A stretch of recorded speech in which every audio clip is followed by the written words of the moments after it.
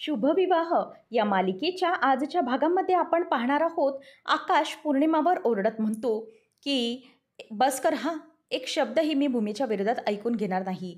तू आणि तुझ्या नवऱ्यासाठी भूमीने काय काय केलं आहे हे विसरला असाल तुम्ही, पण मी नाही विसरलोय. कारण कसं आहे ना, तुम्ही दोघं कधीही या भराच्या बाहेर निघालेला असतात, कधीचेच इथून हकलून दिले गेले असतात, पण नाही, माझ्या भूमीमुळे तुम्ही आता इथे राहताय. आणि हे सगळं पौर्णिमा तू विसरलीस. लग्नाआधी आणि लग्नानंतर भूमीने तुझ्यासाठी काय काय केलं आहे हे तू विसरली असशील, पण मी कधीच विसरू शकणार नाही. खरं तर कृतज्ञपणामध्ये पौर्णिमा तू तुझ्या नवऱ्याच्या तोडीस तोड निघालीस ग. तुमच्यासाठी कोणी काही केलं तरी तुम्हाला त्याचं काही पडलेलं नसतं. भूमीने तुझ्यासाठी काय काय नाही केलं, पण तू मात्र खूप कृतज्ञ निघालीस. तिच्याबद्दल तू तुझ्या आयुष्यातले थोडे दिवसही देऊ शकत नाहीस तिला बरं करण्यासाठी, असा सरळ प्रश्न तू तिला विचारतो. पौर्णिमा त्यावर आता काहीच बोलत नाही. त्यानंतर आकाश म्हणतो की तू आणि तुझा नवरा भूमीबरोबर कसे वागले आहात हे मला चांगलंच माहिती आहे. आणि तुला वाटलं असेल की मी सगळं विसरलो असेल, त्या आकाशला काही लक्षात नसेल, पण नाही, मी आता शुद्धीत आहे आणि मला पूर्ण लक्षात आहे की तू काय काय वागलीस. तरीही त्या बिचारीने तुला कधी काही केलं नाही, उलट तुझी मदतच केली. आणि त्या बदल्यात तू तिच्याशी असं वागायला तयार झाली आहेस. आणि हे सगळं ती विसरू शकते, पण सॉरी हा, मी नाही विसरू शकत. कारण भूमी इतकं माझं मन मोठं नाही. मी तुला या बाबतीत कधीही माफ करणार नाही. तू भूमीच्या बाबतीत असंख्य चुका नाही तर तू गुन्हे केलेस तिच्या बाबतीत, पण तरीही त्या बिचाऱ्याने कधी त्याचं काही केलं नाही आणि तुला मदत करत राहिली. पण तू मात्र त्याच्या लायकीचीच नव्हतीस. आता मी तुला एकच सांगतो, जर तुला माझ्या भूमीसाठी काही करायचं नसेल, तिची मेमरी परत आणण्यासाठी काही मदत करायची नसेल दोघांना, तर तुम्ही आत्ताच्या आत्ता या घरातून बाहेर जा. कसं आहे ना, काही गरज नाही आहे घरामध्ये राहण्याची. तसंही तुम्हाला कोणाला काही मदत करायची नसतेच ना, आत्ताच्या आत्ता माझ्या घरातून निघून जायचं, just get out of my house, असं म्हणून तो तिला घरातून काढायला तयार झालेला असतो. त्याच वेळेला रागिनीही त्याच्याकडे रागाने बघत असते. नंतर आजी म्हणते की अरे आकाश, असं काय करतोयस बाळा तू. तेव्हा तो म्हणतो की आजी एक मिनिट, यावेळेला नाही, प्रत्येक वेळेला मी यांचं सहन करून घेतलं, यांचं ऐकून घेतलं, याचा अर्थ असा नाही की मी दरवेळेला गप्प बसेन. तुम्हाला नाही ना काही मदत करायची, निघा तुम्ही इथून घराच्या बाहेर, असं म्हणून तो आता घराच्या बाहेर जायला सांगतो.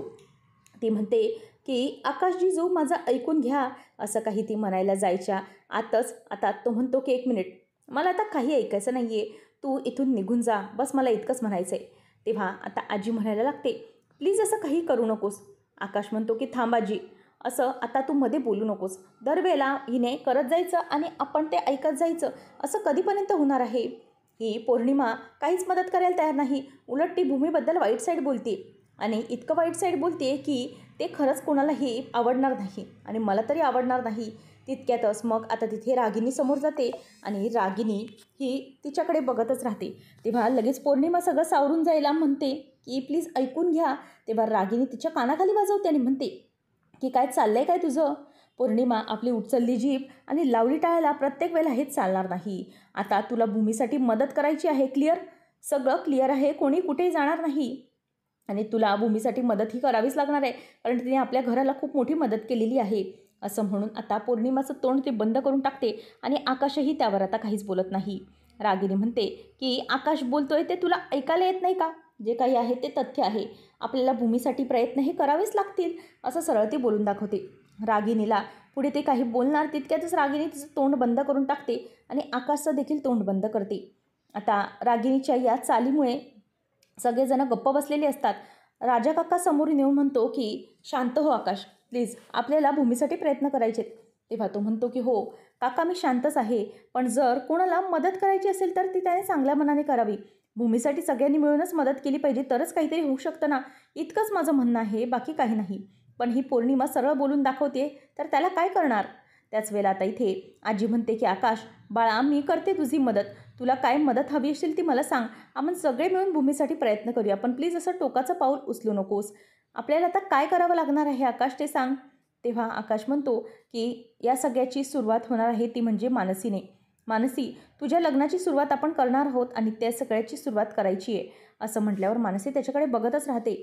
तो म्हणतो की आता आपल्याला सगळ्यात पहिले तरी मानसीचं लग्न हे अथर्वबरोबर जुळवण्याचे दिवस तिला आठवायला हवेत, नंतर मग आपण पुढचं काय ते बघूया, असं आकाश आता सगळ्यांना सांगतो.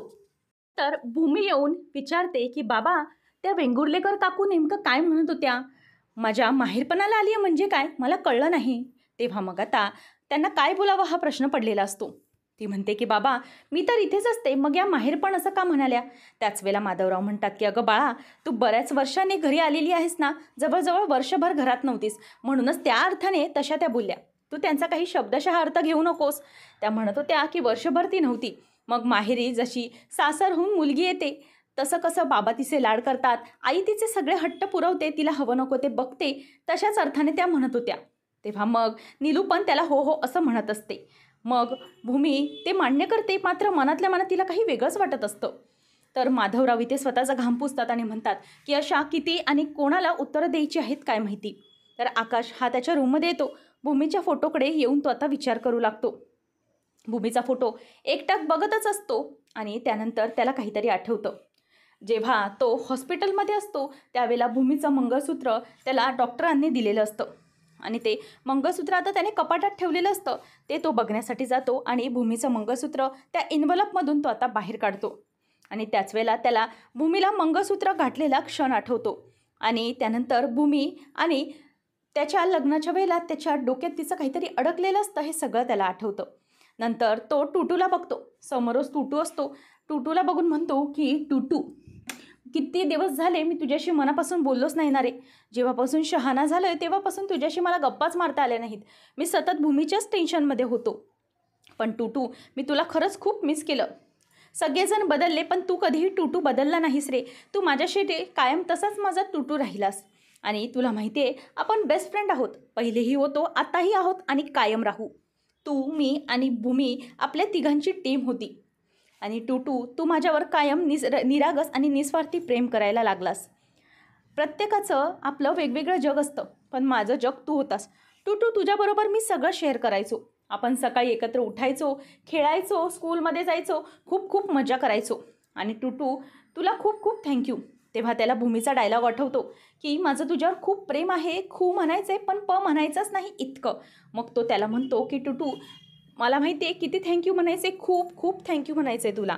त्यानंतर तो म्हणतो की टुटू, माझा टुटू हो म्हणाला. स्वतःच त्याची मान हलवत त्याला टुटू हो म्हणाला असं म्हणतो. आणि त्यानंतर तो आता भूमीच्या फोटोकडे बघून म्हणतो की आपण तिघं किती एकत्र होतो ना. भूमी माझ्यावर करायची तितकंच तुझ्यावरही प्रेम करायची.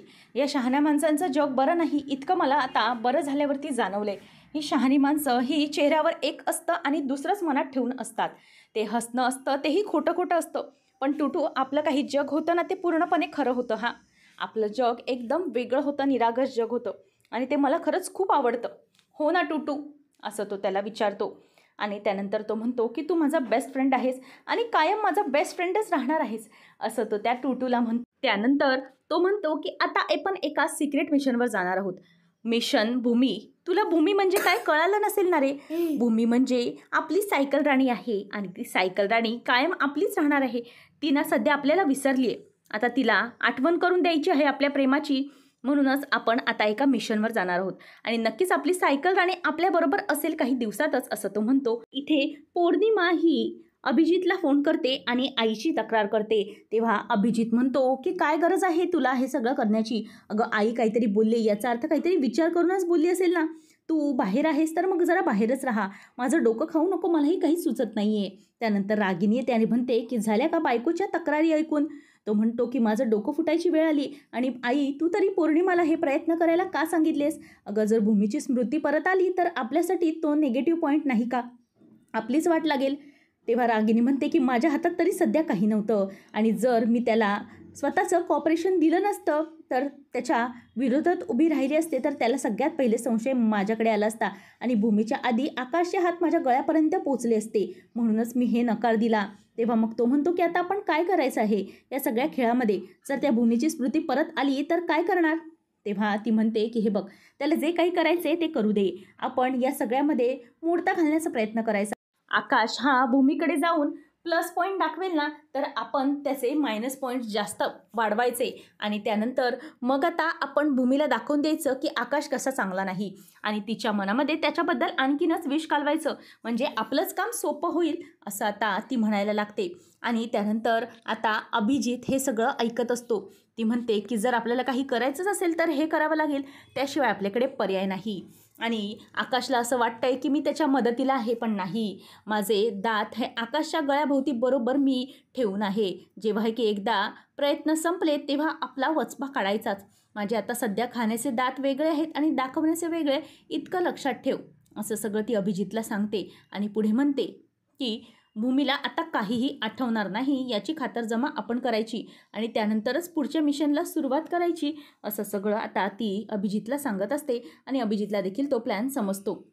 पुढच्या भागामध्ये आकाश म्हणतो की आता मानसीला अथर्व पसंत आहे, मग तुम्हाला काही ऑब्जेक्शन नाही का? त्याच वेळेला नीलू म्हणते की नाही. अहो, कसलं ऑब्जेक्शन असेल आणि कसला आक्षेप असेल? इतका श्रीमंत घरचा मुलगा माझ्या मनूला मिळतोय म्हटल्यावरती कुठल्या आई बाबांना नको असेल, असं हसतच ती म्हणते. तेव्हा मग आकाश म्हणतो, मग आता थांबायला कशाला हवं? आपल्या ज्या काही पद्धती आहेत, सगळे रीतिरिवाज आपण पूर्ण करून घेऊया आणि लवकरात लवकर साखरपुड्याची तयारी देखील करूया, असं तो म्हणायला लागतो. त्याच वेळेला तिथे भूमी येते आणि म्हणते की नाही, या सगळ्यामध्ये माझा आक्षेप आहे. पण ज्या घरचा मोठा मुलगा तू असशील ते घर कसं असेल याची मला कल्पनाही माहीत आहे. आणि त्यानंतर लग्न हे फक्त 2 लोकांचं नसतं, तर ते 2 कुटुंबाचं जोडलं गेलेलं असतं. म्हणूनच लग्नामध्ये 2 कुटुंब जोडली गेली जातात. त्यांचे सगळ्यांची स्वभाव हे चांगलेच असावे लागतात. एखादी मुलगी त्या घरात जाते म्हणजे त्या घरातले सगळेच व्यक्ती चांगले हवेत. मला बाकी काही माहिती नाही, असं भूमी त्याला सरळ बोलून दाखवते. त्याच वेळेला ती मान्य नाही असंही म्हणते. अशाच अपडेटसाठी आताच आपल्या चॅनलला सबस्क्राईब नक्की करा.